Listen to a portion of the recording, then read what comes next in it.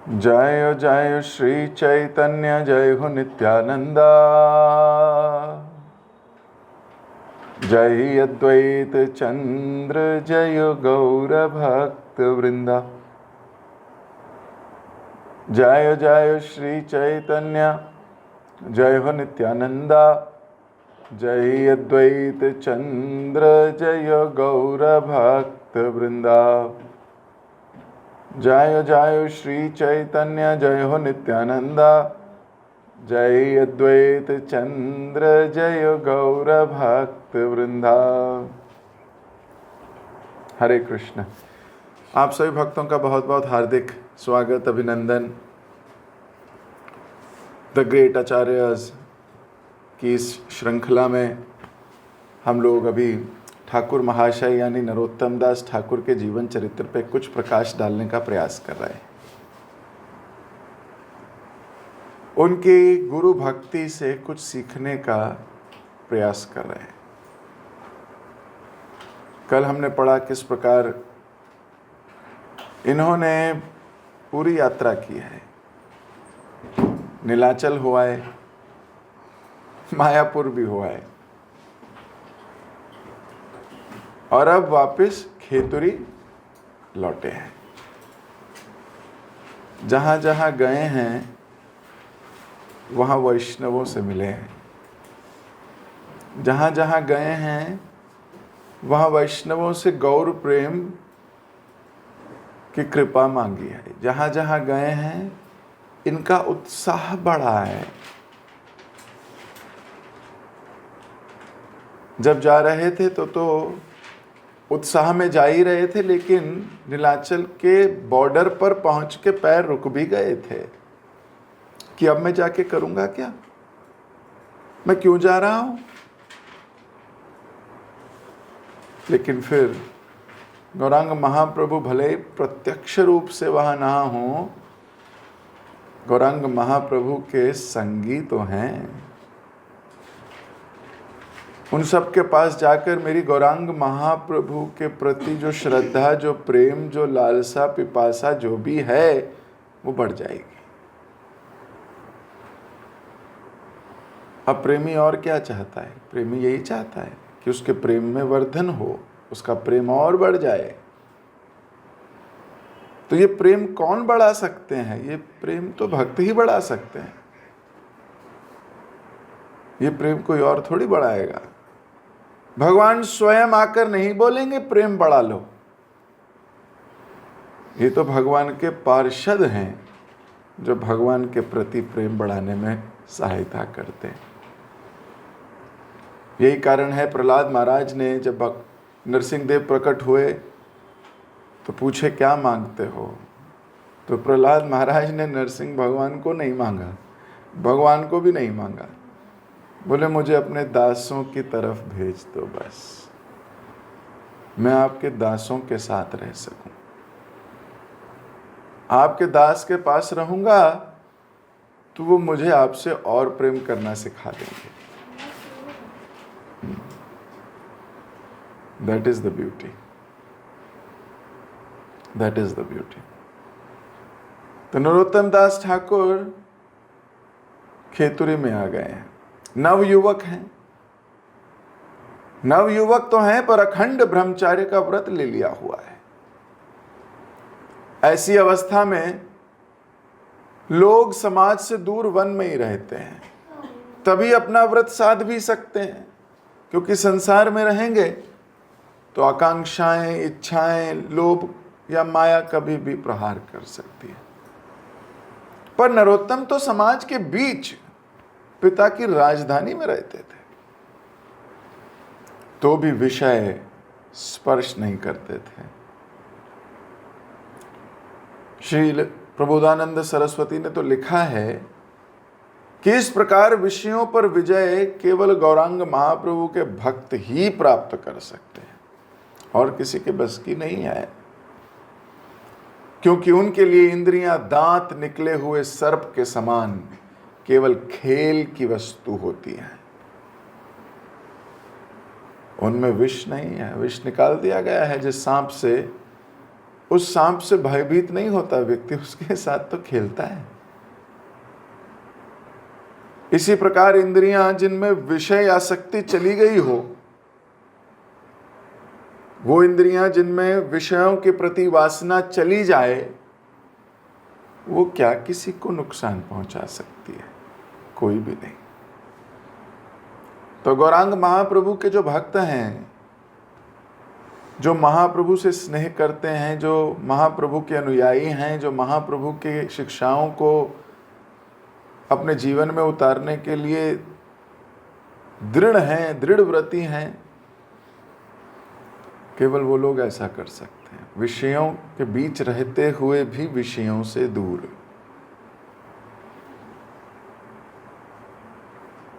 ठाकुर महाशय दिन रात भजन करते थे, विषय वार्ता या ग्राम्य वार्ता ना कहते न सुनते। जनरली लोग अगर लोगों के बीच में रहते हैं तो उनको बड़ा चस्का रहता है सुनने का, इधर क्या हुआ, उधर क्या हुआ, उस घर में क्या हो रहा है, उस डिवोटी का क्या चल रहा है, इधर का क्या हो रहा है, उसने क्या लिया नया, उसने क्या बेचा नया, उसका क्या हुआ। इन सब बातों पे बड़ा मन लगता है, लेकिन वैष्णवों का इन बातों पे कोई रुचि नहीं होनी चाहिए। और जो पवित्रता के मार्ग पर चल दिए हैं, उनके पास टाइम कहाँ है ये सुनने का? उनके पास इधर उधर की ग्राम्य वार्ता करने का क्या समय है?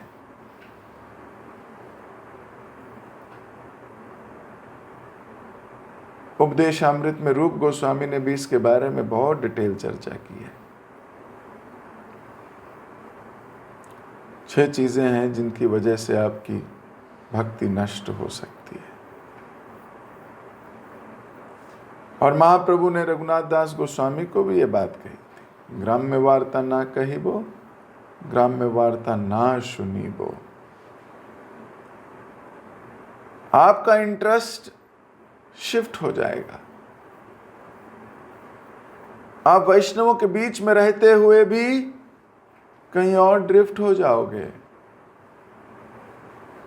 शुरुआत कहीं और से होगी, अंत कहीं और होगा। शुरुआत खुसर फुसर से शुरू हुई, तुझे पता है, मुझे पता है, तू नहीं पता है, तुझे क्या हुआ, वहां क्या हुआ, ये क्या हुआ। धीरे धीरे निंदा तक, घृणा तक पहुंच जाओगे। इसलिए वहीं रोकना चाहिए अपने आप को। हमें कोई इंटरेस्ट नहीं है, कमल को कीचड़ से कोई इंटरेस्ट नहीं है, रहेगा कीचड़ में ही, लेकिन कोई इंटरेस्ट नहीं है। हर वो भक्त जो अपने को शुद्ध करना चाहता है, सीरियस है भक्ति में, उसको इस बात पे बहुत ध्यान देना चाहिए। अब ये होगा कब? जब बिजी रहोगे। ये विले लोग ये सब बातें करते हैं, सच बात है, जिनके पास कोई काम ही नहीं है। काम नहीं है इसलिए भक्ति में भी आ गए, चलो थोड़ा हम भी कर लेंगे जपा, बहुत टाइम है। लेकिन इन सब बातें करने का भी बहुत टाइम है। बोले अरे प्रभु जी 16 माला हो गई, वो तो मैंने कर ली, अब पूरा दिन मेरे पास मौज मस्ती का है, अब तो मैं जरा बात करूंगी। और मन उनको बहला देगा कि तुम कितनी अच्छी भक्त हो, देखो माला कर चुकी हो, मंगला आरती भी कर चुकी हो, अब तो समय है। नहीं, ग्राम्य वार्ता में कोई रुचि नहीं, हमारा कोई इंटरेस्ट नहीं है। और अगर इंटरेस्ट है तो इस इंटरेस्ट को तोड़ो, इस इंटरेस्ट को चेंज करो। जब कहीं इधर उधर की बातें सुनने का मन करे, अरे कृष्ण की बातें सुन लो। प्रभुपाद जी की किताब उठाकर भगवान कृष्ण की वार्ता सुनो। अपने इस इंटरेस्ट को बदलो, चेंज करो, डाइवर्ट करो। लोगों में इंटरेस्ट नहीं है हमें, हमें भगवान में इंटरेस्ट है। गौरांग महाप्रभु की कथा सुनो, अपने समय का सदुपयोग करो। अगर ऐसा आपने आज तक एक बार भी नहीं किया, कैसी इंटरेस्ट आया हो, इच्छा जागी हो और अपने आप को रोक के कहीं और गए हो, नहीं नहीं मुझे नहीं जाना है, बहुत ऐसी बातें कर रहे हैं, I have to be away, जो थोड़ा दूर रहना है, अभी मैं कोई ग्रंथ पढ़ लेती हूँ या कोई ग्रंथ सुन लेता हूँ या कोई लेक्चर सुन लूँगा अपना समय, तो आपको ये स्वाद भी नहीं पता होगा मन को तोड़ने का स्वाद। और कैसे ट्रेनिंग है? यही ट्रेनिंग है। जब कभी ऐसी आपातकालीन परिस्थिति हो, ये सच्ची में आपातकालीन परिस्थिति है, एकदम से अपनी कॉन्शियसनेस को हटाओ वहां से, दिलचस्पी मत लो, ना कहो और ना सुनो। किसी की भक्ति कमजोर करने का कारण मत बनो आप। अगर आपसे ही शुरू हो रही है ग्राम्य वार्ताएं या इधर उधर की बातें, तो आप किसी की भक्ति में नुकसान कर रहे हो। क्या भगवान आपसे खुश होंगे? कोई भक्त बनने जा रहा था, आपके संग में आया तो उसका इंटरेस्ट इधर उधर हो गया।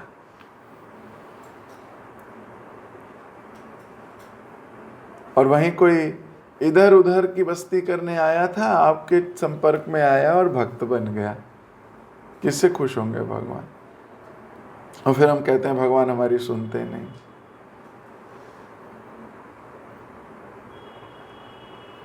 क्यों सुनेंगे? आप उनकी पार्टी के हो ही नहीं।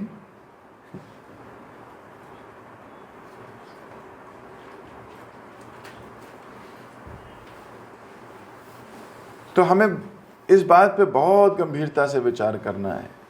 इसे पढ़ के निकलना नहीं है बस। विषयों की वार्ता ना कहते थे नरोत्तम दास ठाकुर और ना ही सुनते थे। ना ही सुनते थे मतलब क्या है? जब कोई कह रहा होता था तो निकल जाते थे। हमारा वैष्णवों के साथ, भक्तों के साथ एक ही सबसे बड़ा अभिप्राय है, वो है सेवा। That's it. भोगी वो सुनने में बड़ा इंटरेस्ट रखता है क्योंकि वो भोगना चाहता है, उसको ये भी भोग लगता है। पर वैष्णवों के बीच में मान भी गारंटी है, अपमान भी गारंटी है, लेकिन एक चीज तो 100% गारंटी है, वो है सेवा। यही सेवा है जिससे आप अपना शाश्वत संबंध भगवान से और मजबूत कर सकते हो। हमें कोई बात में इंटरेस्ट नहीं आना चाहिए। अपने आप को आज थर्मामीटर लगाइएगा। क्या मुझे इधर उधर की बातों में, इस्कॉन में क्या हो रहा है, बाहर क्या हो रहा है, उस भक्त का क्या हो रहा है, मेरा क्या हो रहा है, इंटरेस्ट आता है? उसने क्या कर दिया पता है तेरे को, उसने ये हुआ, वहाँ ये हुआ। इंटरेस्ट आता है तो इस इंटरेस्ट को बदलना होगा। हमारा ये इंटरेस्ट एरिया नहीं है। नरोत्तम दास ठाकुर विषय वार्ता या ग्राम्य वार्ता ना कहते थे ना सुनते थे। ना सुनते थे मतलब, इसका मतलब कोई कहता होगा। ऐसा नहीं है कि सारे के सारे अमेजिंग सोल्स के आसपास रहता है डिवोटी, ऐसा नहीं होता। हर तरीके के लोग मिलेंगे आपको भक्ति में भी। तो जब ऐसी बात कर रहे होंगे लोग उनके आसपास, वो वहां से चले जाते थे, सुनते नहीं थे। और सुनते नहीं थे और अपने आप को दृढ़ करते थे कि कभी मेरे मुंह से ऐसी बातें ना निकले। ना कहते थे लेकिन होती तो थी। ये वार्ताएं आपको हर जगह मिलेंगी। We have to be careful. वे सब समय जप करते, ध्यान करते या भक्तों के साथ कीर्तन करते। आहार तो बहुत सूक्ष्म करते। आहार में केवल भात का माड़ और तरकारी लेते, बस। कम खाना बहुत जरूरी है, भक्ति में बहुत जरूरी है। पर भक्त लोग कहते हैं प्रभु जी प्रसाद है, पाओ पाओ, यहां तक पालो। चलो शुरुआती स्टेज में ये ठीक है,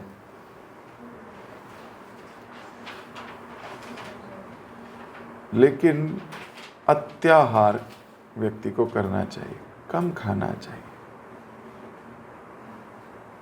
भले वो कृष्ण प्रसाद ही क्यों ना हो। मैं कुछ भक्तों को जानता हूं,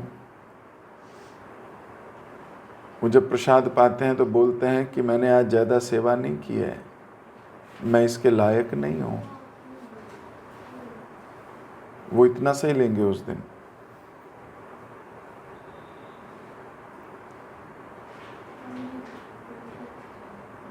सही अन्नामृत पाओ, श्री श्री राधा कृष्ण गुण गाओ।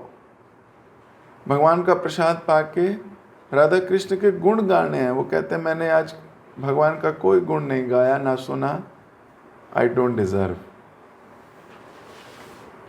इतने सीरियस हैं। वो कम खाएंगे उस दिन, बहुत थोड़ा सा। पर ये भावनाएं तो हमारे हृदय में नहीं जागती। जीवेरा लालसा यही इति उति धाय, शिशु नर पारायण कृष्ण नाही पाए। ये उस व्यक्ति के लिए लिखा गया है जो 16 माला करता है।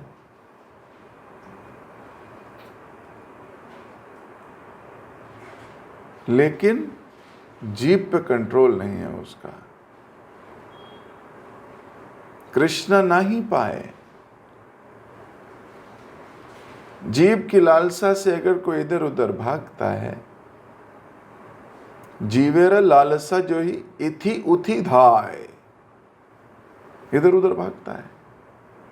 चाट पापड़ी अच्छी लगती है, ये बहुत बढ़िया है, वहां ये अच्छा मिलता है, वहां से ले आओ, ये अच्छा मिलता है, ये कर लो। कृष्ण नहीं पाए। जब ये सारी दिलचस्पियां केवल कृष्ण तक सीमित हो जाएंगी ना, तब समझना शुद्धता आ रही है।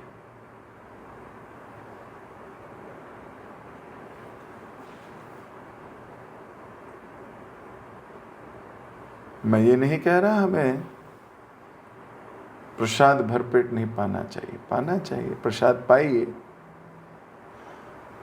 लेकिन कॉन्शियस रहिए। बहुत ज्यादा प्रसाद पाते हैं, बहुत ज्यादा सोते भी हो। ये दोनों परिस्थितियां कुछ कुछ कुंभकर्ण से मिलती हैं। खाएगा भी खूब और सोएगा भी खूब।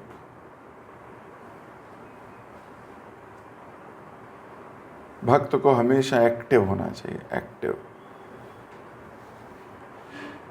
हमने थोड़े दिन पहले रघुनाथ दास गोस्वामी की कथा में सुना किस प्रकार गायें जो छोड़ देती थी उसको भी धो धो के, जब उसमें से बदबू चली जाए, नमक लगा के उसको खा लिया करते थे थोड़ा, और उसमें ही संतुष्ट रहते थे। कितने खुश रहते थे। हमें एकादशी 2 दिन लगातार मान लो रखने को बोल दिया जाए, वैसे बोलेगा नहीं कोई, पर हमारी ही गलती से कभी कभी कोई भक्त पारण करने का समय भूल जाता है, फिर उसको दोबारा रखनी पड़ती है एकादशी अगले दिन। और फिर जब वो पारण करने का समय भूल जाता है, अगले दिन फिर एकादशी रखता है। अगले दिन शाम तक उसका हाल देखिए। चतुर्भुजी होता है, चतुर्मुखी भी होता है। कई बार लोग बोल देते हैं इसके आसपास मत जाना थोड़ी देर, चिड़चिड़ा हो जाता है। सच्ची बात है। अब ऐसे व्रत का क्या लाभ जिसमें आप चिड़चिड़े हो? व्रत तो आनंदम बुद्धि वर्धनम होना चाहिए, आनंद बढ़ना चाहिए आपका। और आनंदम बुद्धि वर्धनम की जगह गुस्सम बुद्धि वर्धनम, गुस्सा। मुझे याद है एक बार हम गुरुदेव के साथ बैठे थे, महाराज के साथ, तो भीष्म पंचक का लास्ट दिन था। तो एक भक्त बहुत तेज तेज महाराज के सामने चिल्ला, गुस्से में, बहुत गुस्से में बातें कर रहा था। महाराज मुस्कुराते हुए बोले, क्या तुमने भीष्म पंचक रखा है? तो बोला, जी गुरुदेव, जी गुरु महाराज। बोले, आज आगे से मत रखना।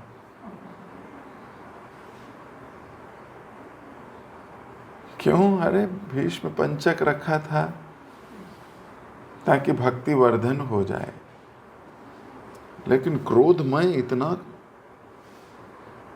क्रोध आ गया तो व्रत का क्या लाभ? लेकिन हम देखते हैं इन आचार्य गणों के जीवन में इतना खाते हैं पर कोई चिड़चिड़ापन नहीं है, कोई चिड़चिड़ापन नहीं है। हाँ, मैं समझ सकता हूं, जब भूख बहुत तेज लगती है तो कुछ परीक्षित महाराज की याद आ जाती है, किसके गले में सांप डालूं।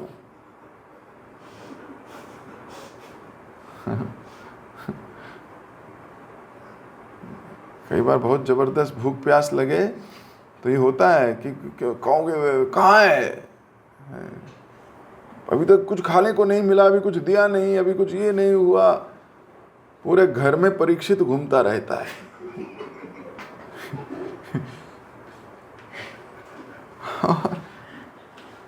बस कोई गला मिल जाए सांप डालने के लिए, अरे मैं थक टूट कर आया हूं, तुमसे खाना नहीं बना अभी तक। तो कभी पत्नी कहती है, अभी शुरू करूंगी, मैं वेट कर रही थी, आपसे पूछूंगी क्या खाओगे। अरे बाबा,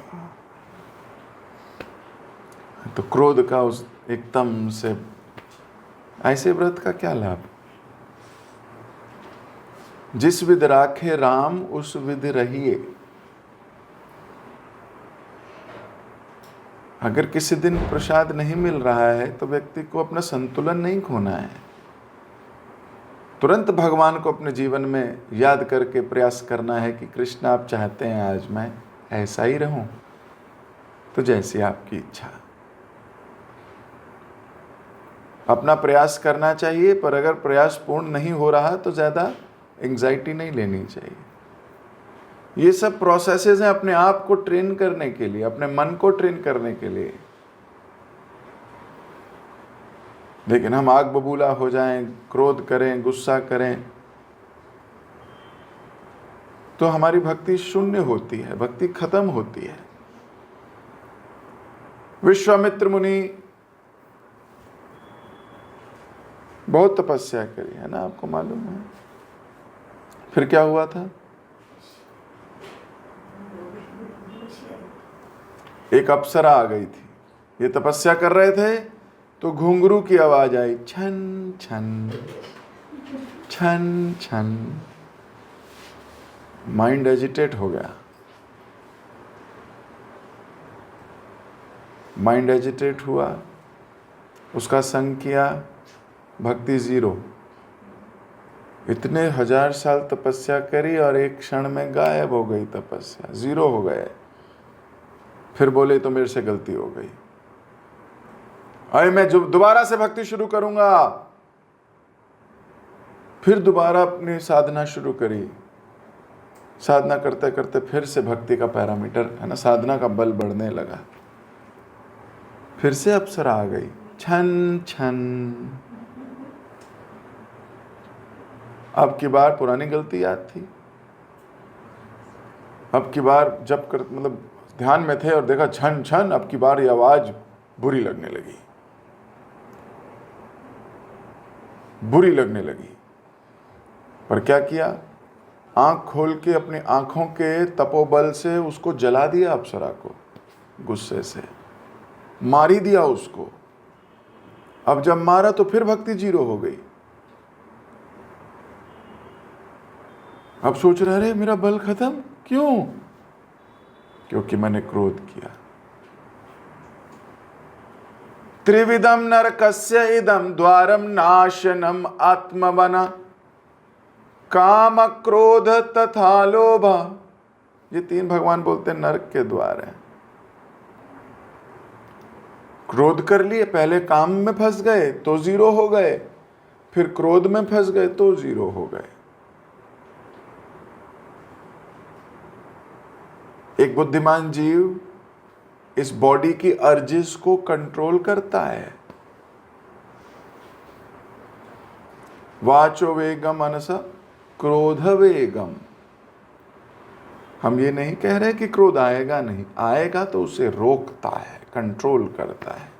इस वेग को उसको कंट्रोल करना आता है। अगर कंट्रोल नहीं कर पाए तो भक्ति क्षीण होती है।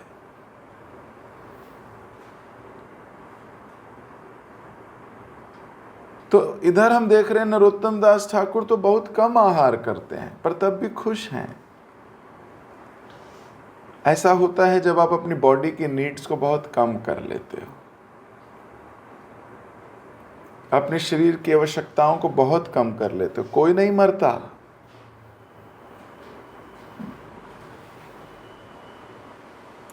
ये हमारी दिमाग, हमारे मन ने हमें बोला हुआ है, अरे तू 8 चपाती खाता है, 7 करेगा कमजोर हो जाएगा। पता तेरे में जान नहीं रहेगी। इसलिए लोग एकादशी से पहले दिन खूब खाते हैं, यही सोच के कि कल एकादशी है। अरे कल एकादशी मतलब स्टोर आज ही भर लो। ये ना कंडीशनिंग है, बचपन से हमारे को कंडीशनिंग दी हुई है। अच्छी है ना, लोग धन जोड़ते रहते हैं ना, सेविंग करो, बहुत सेविंग, क्यों? आपातकालीन परिस्थिति में काम आएगी। और कितना जोड़ो? अरे जोड़ते रहो भाई साहब, भर लो। तो हर जगह ये बचपन से ना, इसी को बुद्धिमानी भी कहा गया है बचपन से ही हमें, कि भाई ये बुद्धिमानी यही है। हमारे शास्त्र बताते हैं कितना, ये बहुत जरूरी है। ये भाव नहीं होना चाहिए कि बस चलते चलो ये अपना जीवन भूल जाते हैं लोग। जीवन जीना भूल गए, भगवान ने किस लिए दिया था ये भी भूल गए।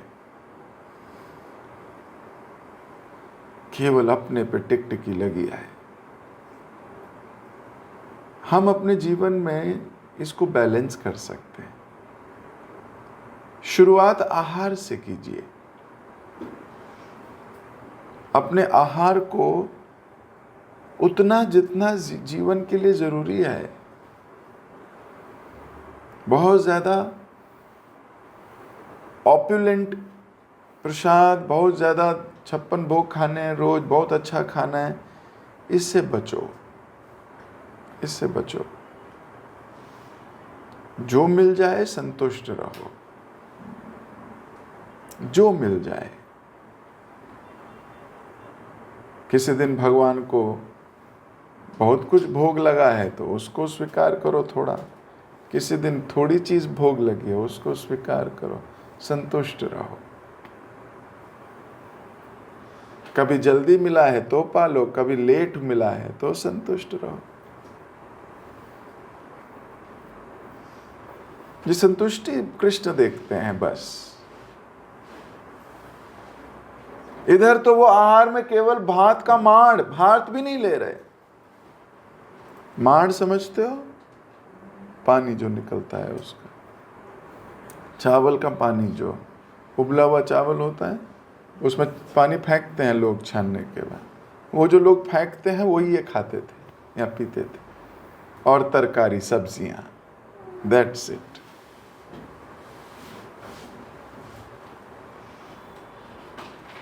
और खुश रहते थे, चिड़चिड़े नहीं होते थे।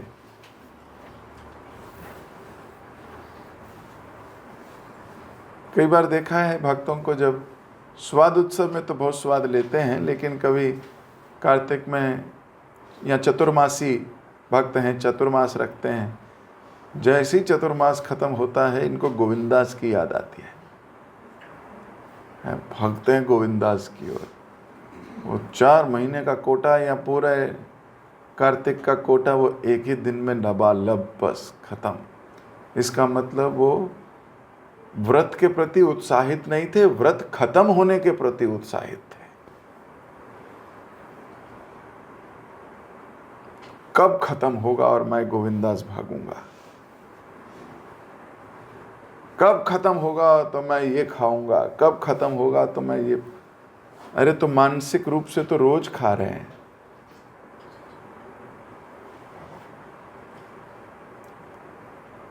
व्रत के प्रति उत्साह नहीं है, ये व्रत खत्म कब होगा तब उत्साह है। अपनी कॉन्शियसनेस को धीरे धीरे बदलना है। गौर पूर्णिमा, कब अभिषेक होगा, मैं कुछ खाऊंगी, कब अभिषेक, मंदिर में अभिषेक हुआ कि नहीं, बताओ हुआ कि नहीं, हो गया, हाँ मैं अब पालूंगी। तो गौरांग महाप्रभु की तो याद ही नहीं आ रही, वो तो अड़चन लग रहे हैं मेरे और मेरे प्रसाद या भोग के बीच में। कौन अड़चन है? महाप्रभु। जल्दी अभिषेक हो तो मैं कुछ खाऊं, तो भगवान तो अड़चन हो गए ना।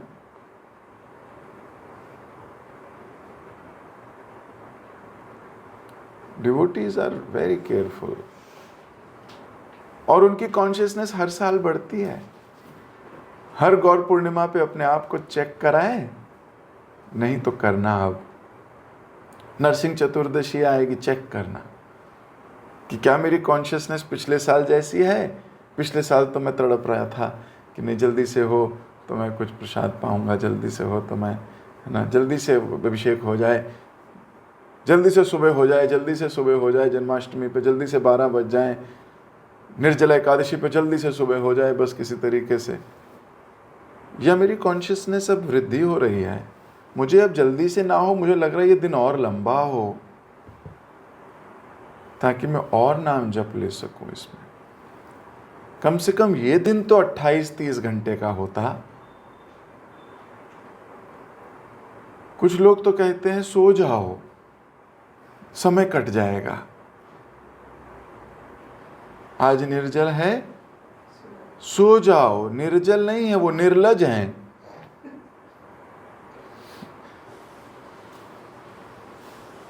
अरे इतनी मुश्किल से दिन आया है 1 साल बाद। वो भी भक्त हैं जो इस दिन की प्रतीक्षा करते रहते हैं। कई भक्त हैं वो, प्रभु जी बहुत दिन हो गए एकादशी नहीं आई, कब आएगी। और कई हैं जिनको बताया जाए कल एकादशी, कल एकादशी है, अभी तो गई थी, अभी फिर आ गई। अब दोनों की कॉन्शियसनेस में अंतर है। एक वेट कर रहा है, इसका मतलब हैंकरिंग है उसके जीवन में। फिर आएगी एकादशी, 25 राउंड करूंगा। वो एक ऐसा दिन है जहां मैं भगवान को, है ना, प्राप्त कर सकता हूं। मैं भगवान को तीव्रता से, मेरे को 100 गुना फल मिलता है। मैं ये दिन वेस्ट नहीं होने दूंगा। और वो भी भक्त हैं जो बोलते हैं सो जाओ ताकि जल्दी निकल जाए। क्या मेरी कॉन्शियसनेस में वृद्धि हो रही है साल बर साल, या मैं बड़ा कैजुअल, बड़ा मैकेनिकल हो गया हूं? क्या मेरी हर एकादशी में मेरी भक्ति में थोड़ी वृद्धि हुई है, या मेरी वैसी की वैसी, जैसी प्रभु जी 2 साल 4 साल पहले एकादशी थी वही एकादशी, अभी क्या इसमें करना, जैसी पहले थी वैसी है। तो फिर आप रुक गए हो भक्ति में, स्टैग्नेंसी आ गई है। और जो पानी रुक जाता है थोड़े दिनों में बदबू मारने लगता है। चलता हुआ पानी ही पिया जाता है, रुका हुआ पानी को कोई नहीं पीता। रुके हुए पानी को तो नाला कह दिया जाता है और चलते हुए पानी को नदी। भक्ति रुकनी नहीं चाहिए। भक्ति नित्य नवीन एक्सपीरियंस देती है, नित्य नवीन। आपको हर क्षण नया एक्सपीरियंस मिलने वाला है।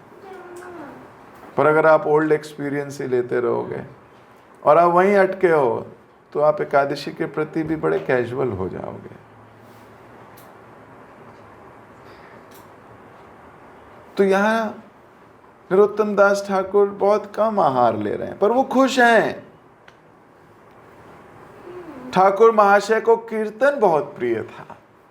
अब हर भक्त को कोई ना कोई पर्सनल ट्रेट होता ही है, उसको नहीं बदलना चाहिए। अच्छा है, ये भगवान ने वैरायटी दी है डिवोशनल लाइफ में। कोई कीर्तन करता है अच्छा, कोई प्रसाद अच्छा बनाता है, कोई झाड़ू अच्छा लगाता है, कोई करताल अच्छी बजाता है, कोई मृदंग बजाता है, कोई गाता है, कोई हार्डवेयर इंजीनियर है, वो लैपटॉप देखेगा, स्क्रीन देखेगा, कोई मैनेजमेंट एक्सपर्ट है, उसको बड़ा मज़ा आता है मैनेजमेंट करने में कि नहीं अभी यहाँ जाना है, यात्रा मैनेजमेंट करनी है, फेस्टिवल है। कोई बहुत, किसी को डीटी वर्शिप बड़ी अच्छी लगती है, उसको भगवान को सजाना अच्छा लगता है, ऐसे मैं भगवान को सजाऊं, यहाँ फूल लगाऊं, यहाँ माला पहनाऊं। हर भक्त का कोई ना कोई अपना ट्रेट जरूर है, अच्छी बात है, होना चाहिए। तो अगर वैसी ही सेवा मिल जाए तो और भी अच्छा। अदरवाइज कई बार गुरु सेवा बदल भी देते हैं, तो फिर वही सेवा करनी चाहिए जो गुरु ने कह दी। कई बार वही आपकी परीक्षा होती है। अब गुरु आपकी परीक्षा कैसे ले? एक टेस्ट पेपर दे कि इसको सॉल्व करो? ना ना, रियल लाइफ एप्लीकेशन। क्या ये एजिटेट हुआ, इसका मतलब ये कॉन्शियसनेस ठीक नहीं है। तो खैर, ठाकुर महाशय को कीर्तन प्रिय था। उनका मधुर कीर्तन सुनने को वैष्णव, अवैष्णव, भक्त, अभक्त सभी ललायित रहते थे। एक तो उनका कंठ मधुर, दूसरा उनका भाव मधुर, तीसरा सुर ताल भी अद्वितीय। तो जिसका, कई लोग होते हैं जिनका केवल कंठ मधुर है, आवाज बड़ी अच्छी है, लेकिन भाव अच्छे नहीं है, समर्पण ही नहीं है। तो वो थोड़ा गाएगा तो वाहवाही मिलेगी, उसे बड़ा मजा आएगा। पर जिसका समर्पण भी अच्छा है, भाव भी अच्छा है, वो व्यक्ति वैसे ही सुंदर लगने लगता है। ठीक बात है। आपके अंदर कोई स्किल है लेकिन समर्पण नहीं है, वो क्या करें स्किल का? भगवान क्या स्किल ग्रही जनार्दन है या भाव ग्रही जनार्दन है? भगवान तो भाव ग्रही है, स्किल ग्रही नहीं है। तो जब वे अपने मधुर कंठ से मधुर सुर में भावाविष्ट होकर कीर्तन करते थे, पाषाण हृदय के लोग भी द्रवित होके अनिर्वचनीय भाव समुद्र में डूबते और उतरने लगते थे। कोई ऐसा था नहीं जो ताली न बजाता, कोई ऐसा था नहीं। भक्त अभक्त, वैष्णव अवैष्णव सब डूब जाते थे उनके कीर्तन में। इतने सुंदर भाव हैं, आनंद लेते हैं। Krishna accept service from those who have lot of love, affection and surrenderance. छडंग शरणागति होइबे जहारा, तार प्रार्थना सुने श्री नंद कुमार। जिसमें शरणागति नहीं, उसकी प्रार्थना क्या ही सुनी जाए।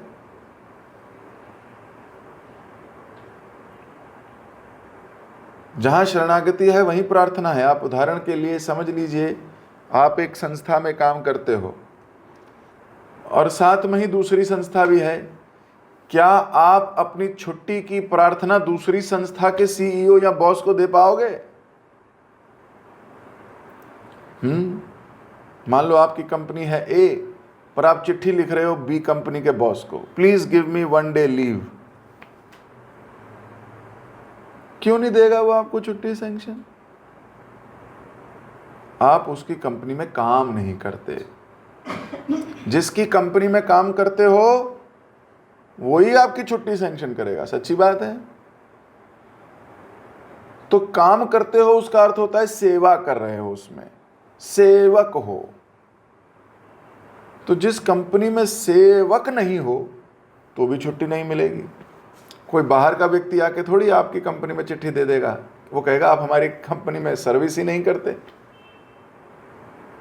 तो जहां सेवा करोगे वहीं आप प्रार्थना भी कर सकते हो। जहां सेवा नहीं करते वहां प्रार्थना कैसी? तो सेवक बिन सेवा के कैसा सेवक? वो सेवक जिसके पास सेवा नहीं है वो सेवक है ही नहीं। सेवक का मतलब सेवा, जो सेवा करता है। और जो सेवा करता है वही प्रार्थना भी कर सकता है। बिन सेवा के कैसी प्रार्थना?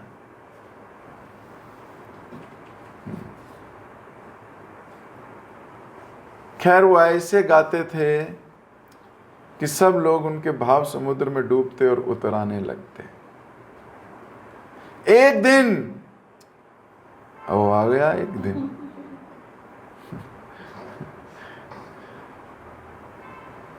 तो समय समाप्त हो गया। क्या हुआ आखिर इस दिन? ऐसा क्या हो गया कि एक दिन पे कथा विराम हो रही है? क्या भगवान आए हैं उस दिन उनका कीर्तन सुनने?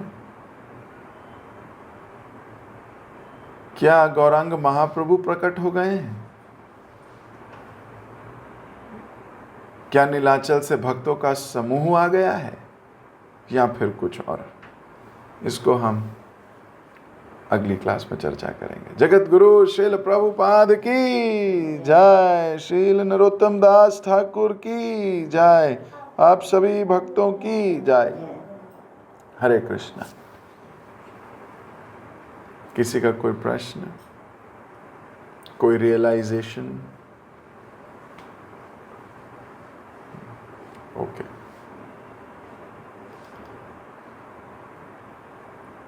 हरे कृष्ण प्रभु जी, दंडवत प्रणाम। थैंक यू सो मच प्रभु जी, बहुत सुंदर क्लास के लिए। आज की क्लास में आपने हमें ये बताया कि भक्त में भक्त ही प्रेम बढ़ा सकते हैं। जो भगवान के दास हैं, प्रतिनिधि हैं, वही हमारी प्रेम बढ़ा सकते हैं। अपने प्रहलाद महाराज का एग्जाम्पल दिए कि वो वैष्णव की संग मांग रहे थे, क्योंकि वैष्णव होंगे, वैष्णव की संग करेंगे तो हमें भगवान से प्रेम ऑटोमेटिकली बढ़ जाएगा। और आज की क्लास में नरोत्तम दास ठाकुर हमें बहुत सारे चीज सिखा रहे हैं। तो पहले उन्होंने ये सिखाया कि दूसरे लोगों के साथ हमें कैसे रहना है। उन्होंने ये बताया कि जो भक्त हैं उनको कोई रुचि नहीं होता है जो ग्राम्य कथा सुनने में या कहने में, तो ना वो सुनते हैं ना कहते हैं, जैसे नरोत्तम दास ठाकुर। तो हमें भी यही प्रयास करना है, अपने आप को रोकना है, जो विषय कथा से सुनने में और कहने में उसको रोकना है, प्रजल्पा से रोकना है और अपने आप को बिजी कर देना है कृष्ण कथा सुनने में और कहने में। अपने मन को तोड़ देना है। अगर जो काम्य कथा की तरफ जा रहा है तो उसको तोड़ना है। इसमें आपने हमें थर्मोमीटर भी दिया है। हमें यही सोचना है कि क्या मेरा मन इधर उधर चीज़ों में इंटरेस्ट ले रहा है। अगर हाँ आ रहा है तो आज से ही इसको हमें रोकना है और उसको हमें सेवा में लगाना है। और दूसरा पॉइंट हमें सिखा रहा है कि अत्याचार से बचना है। इसमें आपने ये बताया कि जिनकी जीभ पे कंट्रोल नहीं है, जीभ की लालसा के लिए वो इधर उधर भागते हैं, तो उनको कृष्ण नहीं मिलते हैं। तो अत्याचार में नींद भी आता है। हमें ज़्यादा सोना भी नहीं है, ये भी खराब है। लेकिन कोई भी चीज़ अधिक हो, इंद्रिय तृप्ति के लिए ज़्यादा हो, तो वो अध्यात्म में आता है। इन सबको हम त्याग करें। और आपने ये भी बताया कि जिस विधि रखे राम वैसे हमें रहना है। जितना हमें मिल रहा है उसी से ही हमें खुश रहेंगे। अत्यधिक प्रयास नहीं करें। खुश नहीं होंगे तो हमें क्रोध आएगा। आपने ये भी बताया कि काम, क्रोध, लोभ, ये तीनों जो है नरक के द्वार है, डायरेक्ट हाईवे है, तो उससे हमें बचना है। हमें हमारी शरीर की नीड को कम करना है। और आपने एक पॉइंट ये बताया कि हमें प्रयास करना है कि भक्ति में हमें दिन ब दिन हमारे भाव में बढ़ोतरी, कोई भी भक्तिमय कार्य हो तो उसमें हमें उत्साह के साथ उस कार्य को करना चाहिए। थैंक यू सो मच प्रभु जी, बहुत सुंदर क्लास के लिए। सभी भक्तों को भी धन्यवाद इतने प्रेम को श्रवण करने के लिए। हम प्रभु जी का धन्यवाद करेंगे एक बार। Hare Krishna Hare Krishna Hare Krishna Hare Krishna Krishna Krishna Hare Hare, Hare Ram Ram Ram Hare Hare. Thank you so much. Recording stopped.